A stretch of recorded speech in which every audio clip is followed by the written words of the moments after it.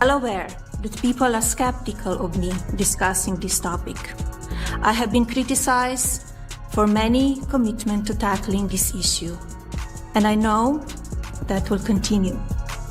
But it will not stop me from doing what I know. You feel like you're in a different space now than you were 8 years ago?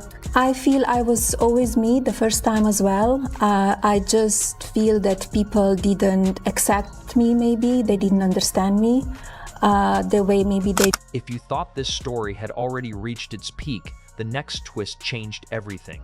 What began as another late-night comedy moment quickly turned into a much bigger conversation that had people across the internet paying attention. A headline-making Snell segment suddenly placed both Melania Trump and Donald Trump at the center of the spotlight, prompting fresh debate over the public image that has followed the former first couple for years. Court6, the sketch mixed bold humor, awkward reactions, and the kind of over-the-top satire that late-night television is known for. For anyone who missed it, this was not treated like an ordinary comedy bit. It quickly grew into a much larger clash that sparked discussion far beyond the studio audience. Guys, it happened. Last night, President Trump posted an AI-generated image of himself as the Pope, apparently ordering a one-way ticket to hell. Who posts a photo of themselves dressed like a guy who died a week ago? Trump was at the Pope's funeral. That means he walked past an open casket and was like, oh, we should do a... The entire situation started with a single comedy sketch, the kind that often leaves political figures feeling uncomfortable while giving audiences plenty to laugh about. Instead of focusing on familiar topics like Donald Trump's social media posts, his famous hairstyle, or his well-known public mannerisms, Colin Jost steered the performance in a different direction. The jokes pushed into territory many viewers did not expect, taking the satire further than usual while balancing surprise with humor. By the time the sketch reached its biggest moments, people at home were reacting with a mix of laughter, disbelief, and curiosity about what might happen next. Basic level, it's just shocking how many alleged pedophiles Trump was friends with. Epstein, Prince Andrew, and Diddy. I mean, that's a lot, you know? I mean, think about your own friend group. You know, how many pedophiles do you know? One, maybe two. But Trump's like the Forrest Gump of meeting famous pedophiles. It was also reported that President Trump told the owners of the Washington Commanders that he wants their new stadium to... As the sketch unfolded, it imagined life inside Melania Trump's world through an exaggerated comedic lens, offering viewers a fictional glimpse into the dynamics of the Trump household. The writers leaned into satire, presenting exaggerated situations that immediately captured attention online. Within minutes of the broadcast, clips, memes, and reactions began spreading across social media at incredible speed, with many viewers calling it one of the year's most talked about comedy moments. The performance blended wealth, influence, and absurd situations in a way that kept each joke landing at just the right moment, leaving audiences laughing, cringing, and wondering what the next punchline would be. Pharmaceutical executive collapsed in the Oval Office on Thursday. And speaking of pharmaceuticals, whatever they've got Trump on, I want some. Because just look how chill he is during all of this. He's just standing there. He's literally this meme. The craziest part is that during the commotion, RFK Jr. just runs away. Watch this. Gordon, you okay? Watching a former First Lady become the focus of a nationally televised comedy sketch was both entertaining and uncomfortable, depending on who was watching. Supporters praised it as fearless late-night television, while critics questioned how far political satire should go. Colin Jost's performance drew attention for its confident delivery and willingness to poke fun at powerful public figures without holding back. Throughout the segment, jokes touched on Donald Trump's interest in polling, his recognizable fashion choices, and the public perception of the family's dynamic. Meanwhile, Melania was portrayed through a fictional comedic perspective that blended elegance with visible frustration, creating a character designed to amplify the satire rather than present reality. Queen Elizabeth died, I posted this. I don't know, I just feel like as a Catholic, Trump's photo just feels slightly disrespectful. Also, if Trump really wants to be Pope, he should probably stay away from J.D. Vance. President Trump defended his tariffs, saying that the poor economic numbers were Joe Biden's fault. Well, guess what I wasn't forced to do during Biden's economy? Buy myself just the horse from Unicorn Academy without the doll. One reason the sketch stood out was its surprisingly restrained approach. Instead of relying on constant shock value, it used carefully timed jokes that kept audiences laughing while encouraging conversation long after the broadcast ended. As clips spread online, social media filled with edited images, humorous captions, and playful reactions featuring fictional moments inspired by the performance. Trending discussions expanded well beyond Senel itself as television hosts, commentators, and online creators all weighed in with their own opinions. Before long, the sketch had become a much larger story than anyone expected, fueled by nonstop online engagement. Items put up for auction by Melania Trump failed to reach the opening bid of $250,000. But Melania is no stranger to finding out something isn't worth as much as she thought. Israel and Hamas have tentatively agreed to President Trump's plan to end the war in Gaza.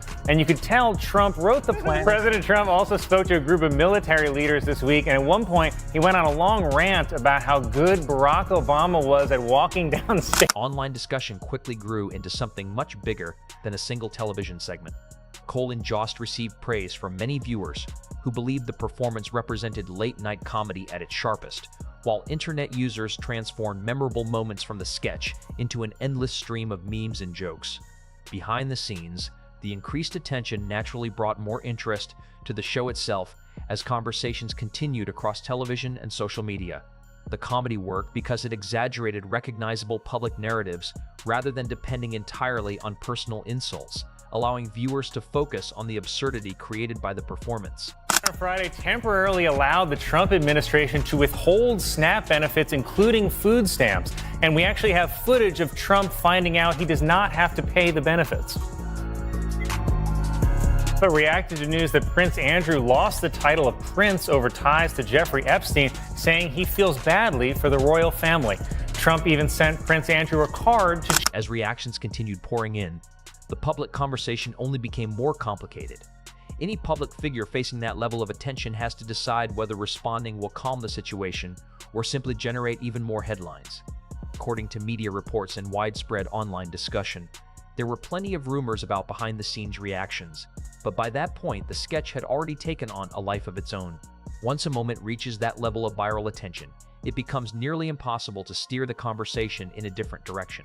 Colin Jost understood that the broadcast itself was only the beginning because the jokes would continue through headlines, memes, interviews, and countless online conversations. He is bringing back Columbus Day. And as a tribute to Columbus, RFK is bringing back smallpox. Well, President Trump traveled to the Middle East this week, and if I were him, I would have just stayed there because it looked awesome. Trump arrived in Saudi Arabia where he was greeted with a lavender carpet which matched the color of his tie and also the length.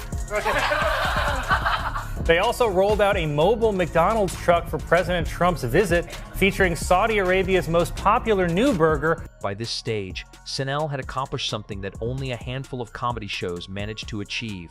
The original sketch had evolved into a much broader cultural discussion that stretched far beyond a single episode.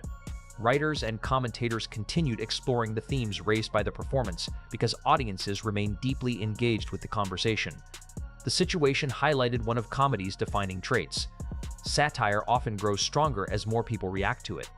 What began as one sketch eventually sparked wider debates about political humor, media culture, and the role comedy plays in discussing public figures, while memes and online reactions helped preserve the moment long after the credits rolled. Trump, I think, has finally found a winning message. You know, our doctors get more money if somebody dies from COVID. You know that, right? Yeah. That's our president, recently saved by doctors, saying doctors want more COVID for money. Which makes me think Trump only survived COVID so he wouldn't have to pay. Television executives undoubtedly noticed the enormous level of attention surrounding the segment. Whenever a comedy sketch dominates headlines and drives public conversation, networks naturally recognize the value of that kind of engagement. Viewership increased as curious audiences tuned in to see what everyone was talking about. More importantly, many viewers felt the sketch succeeded because it combined polished writing, strong performances, and recognizable public references instead of relying on simple punchlines. Every pause, expression, and carefully timed joke added another layer to the satire, turning Melania into one of the central figures within the fictional comedic narrative. What he said, I'm not going to read it because it's a crazy thing to hear from a president, but it's actually kind of fun from anyone else. Let me show you what I mean in our new segment. President Trump would make a lot more sense if he sounded like Jennifer Coolidge. Be cool. Be cool when you walk down, but don't pop down the stairs. So one thing with Obama, I had zero respect for him as a president, but he would pop down those stairs. Da-da, da-da. Audience reactions became almost as entertaining as the sketch itself. Across social media, viewers examined nearly every expression, pause, and visual detail, sharing theories and interpretations with remarkable enthusiasm. Ironically, every new discussion only introduced the segment to even more people, expanding its reach far beyond the original broadcast. Although Donald Trump was not the sole focus of the performance, his public image remained closely connected to the broader conversation, keeping his name firmly attached to the story. For Colin Jost, the strongest comedy came from building jokes around widely recognized public events, allowing reality to provide much of the material that made the satire resonate. Lighting isn't quite enough to keep you warm because multiple Trump supporters who were stranded at a freezing cold rally in Nebraska were hospitalized with hypothermia. I assume because Trump told them the jackets don't work. But don't worry, the president isn't trying to kill his supporters. He's actually succeeding at killing his supporters. Well, the election, guys, is 3 days away, and Jimmy Kimmel appears completely comfortable operating in a media landscape where comedy, sarcasm, and storytelling regularly combine to create viral moments that dominate online conversations. Caroline Leavitt represents the other side of that same dynamic, where political communicators work quickly to shape public understanding before one version of a story becomes the dominant narrative. By the time the debate began to settle, it was clear that the controversy had never really been about a golf outing alone. The larger discussion centered on perception, influence, and the way public figures are presented in today's fast-moving digital world. As long as comedians continue turning major headlines into punchlines and political voices continue responding just as forcefully, this cycle is likely to repeat itself again and again, creating a brand new viral debate